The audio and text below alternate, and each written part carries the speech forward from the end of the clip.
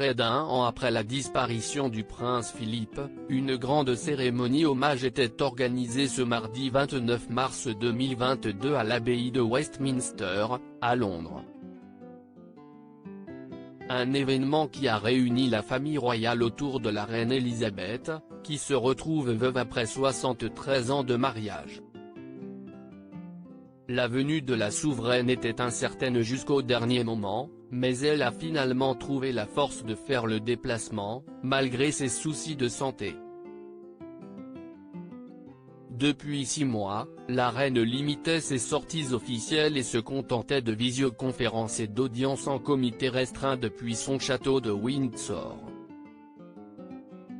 Après une brève hospitalisation en octobre dernier, une contamination à la Covid-19 en début d'année et plusieurs événements annulés ces dernières semaines, Elisabeth II a heureusement pu assister à cette cérémonie rendant hommage à son défunt mari.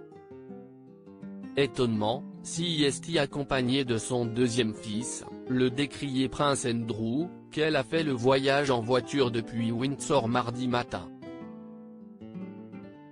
Avant qu'elle ne prenne place dans Westminster, aidée d'une canne et de son fils Andrew, ses autres enfants, petits-enfants et arrière-petits-enfants avaient fait leur entrée les uns après les autres, le prince Charles et son épouse Camilla, le prince Edward, son épouse la comtesse Sophie de Wessex et leurs 2 enfants, Lady Louise Windsor et le vicomte James, la princesse Anne et son mari, accompagnés de ses enfants Peter et Zara, les princesses Eugénie et Béatrice, venues en couple. Comme il fallait s'y attendre, seuls le prince Harry et Meghan Markle ont brillé par leur absence.